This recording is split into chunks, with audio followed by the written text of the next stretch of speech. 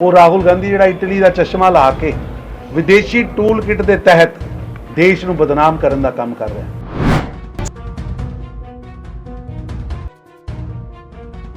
ਇਹ ਜਿਹੜੀ ਜੋੜੀ ਹੈ, ਇਹਨਾਂ ਦਾ ਇੱਕੋ ਕੰਮ ਹੈ ਦੇਸ਼ ਦੀ ਸੰਸਕ੍ਰਿਤੀ, ਦੇਸ਼ ਦੀ ਸੱਭਿਅਤਾ, ਦੇਸ਼ ਦੀ ਸੋਚ ਨੂੰ ਬਦਨਾਮ ਕਰਨਾ। ਇਹ ਉਹ ਲੋਕ ਨੇ ਜਿਨ੍ਹਾਂ ਨੇ ਭਾਰਤ ਦੀ ਵੀਰ ਸੈਨਾ ਦਾ ਵੀ ਅਪਮਾਨ ਕੀਤਾ।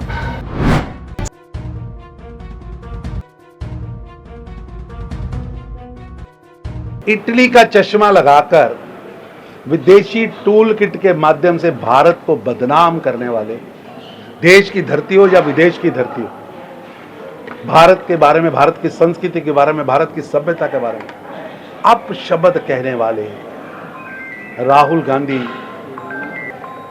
और उनके चमचे लोकनायक जयप्रकाश नारायण की धरती, जननायक कपूरी ठाकुर जी की धरती पर जाकर उन दोनों का अपमान कर रहे हैं।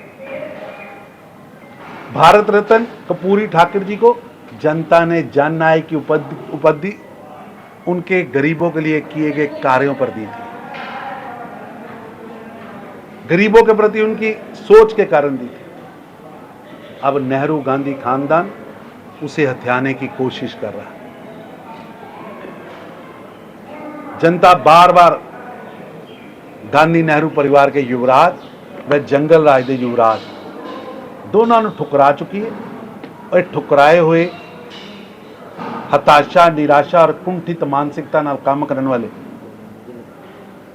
ये जिहड़ी जोड़ी है, इन्हां दा इक्को काम है देश की संस्कृति, देश की सभ्यता, देश की सोच नूं बदनाम करना। ये वो लोग ने जिन्हां ने भारत की वीर सेना का भी अपमान किया और हुण कपूरी ठाकुर वर्गे भारत रत्न जिहड़े ने उन्होंने जनता ने जननायक की उपाधि उन्होंने द्वारा किए गए गरीबों से कमां ते दित्ती सी।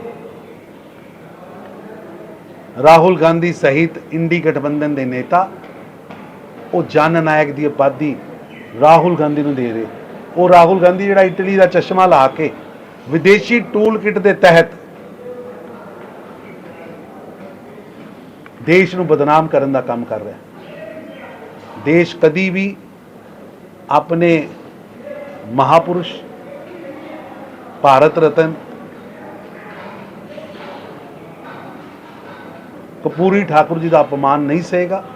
जननायक कपूरी ठाकुर सी विदेशी टूल किट ते नागिन डांस करने वाला जननायक नहीं हो सकता। वो राहुल गांधी जिहड़ा इटली का चश्मा ला के विदेशी टूल किट के तहत देश ਨੂੰ बदनाम करने का काम कर रहा है।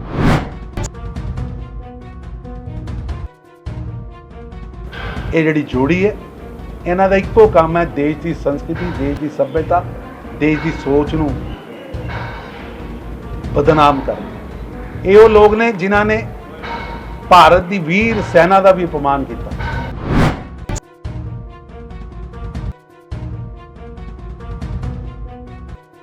इटली का चश्मा लगाकर विदेशी टूल किट के माध्यम से भारत को बदनाम करने वाले, देश की धरती हो या विदेश की धरती हो, भारत के बारे में, भारत की संस्कृति के बारे में, भारत की सभ्यता के बारे में अपशब्द कहने वाले राहुल गांधी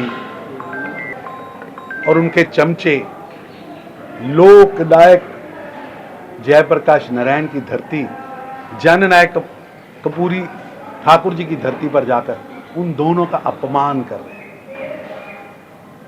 भारत रत्न कपूरी ठाकुर जी को जनता ने जननायक की उपाधि उनके गरीबों के लिए किए गए कार्यों पर दी थी, गरीबों के प्रति उनकी सोच के कारण दी थी। अब नेहरू गांधी खानदान उसे हथियाने की कोशिश कर रहा है।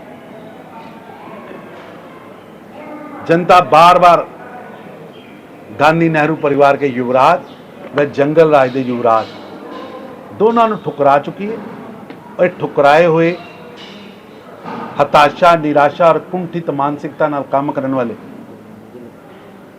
ये जिहड़ी जोड़ी है, इन्हां दा इक्को काम है देश की संस्कृति, देश की सभ्यता, देश की सोच नूं बदनाम करना। ये वो लोग ने जिन्हां ने ਭਾਰਤ ਦੀ ਵੀਰ ਸੈਨਾ ਦਾ ਵੀ ਅਪਮਾਨ ਕੀਤਾ। ਔਰ ਹੁਣ ਕਪੂਰੀ ਠਾਕੁਰ ਵਰਗੇ ਭਾਰਤ ਰਤਨ ਜਿਹੜੇ ਨੇ ਉਹਨਾਂ ਨੂੰ ਜਨਤਾ ਨੇ ਜਨ ਨਾਇਕ ਦੀ ਉਪਾਧੀ ਉਹਨਾਂ ਦੁਆਰਾ ਕੀਤੇ ਗਏ ਗਰੀਬਾਂ ਸੇ ਕੰਮਾਂ ਤੇ ਦਿੱਤੀ ਸੀ। ਰਾਹੁਲ ਗਾਂਧੀ ਸਹਿਤ ਇੰਡੀ ਗਠਬੰਧਨ ਦੇ ਨੇਤਾ ਉਹ ਜਨ ਨਾਇਕ ਦੀ ਉਪਾਧੀ ਰਾਹੁਲ ਗਾਂਧੀ ਨੂੰ ਦੇ ਰਹੇ। ਉਹ ਰਾਹੁਲ ਗਾਂਧੀ ਜਿਹੜਾ ਇਟਲੀ ਦਾ ਚਸ਼ਮਾ ਲਾ ਕੇ ਵਿਦੇਸ਼ੀ ਟੂਲ ਕਿਟ ਦੇ ਤਹਿਤ ਦੇਸ਼ ਨੂੰ ਬਦਨਾਮ ਕਰਨ ਦਾ ਕੰਮ ਕਰ ਰਿਹਾ।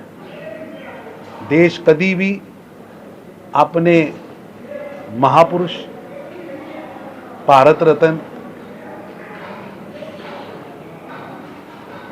ਕਪੂਰੀ ਠਾकुर जी ਦਾ ਅਪਮਾਨ ਨਹੀਂ ਸਹੇਗਾ। ਜਨ ਨਾਇਕ ਕਪੂਰੀ ਠਾकुर ਸੀ। ਵਿਦੇਸ਼ੀ ਟੂਲ ਕਿਟ ਤੇ ਨਾਗਿਨ ਡਾਂਸ ਕਰਨ ਵਾਲਾ ਜਨ ਨਾਇਕ ਨਹੀਂ ਹੋ ਸਕਦਾ।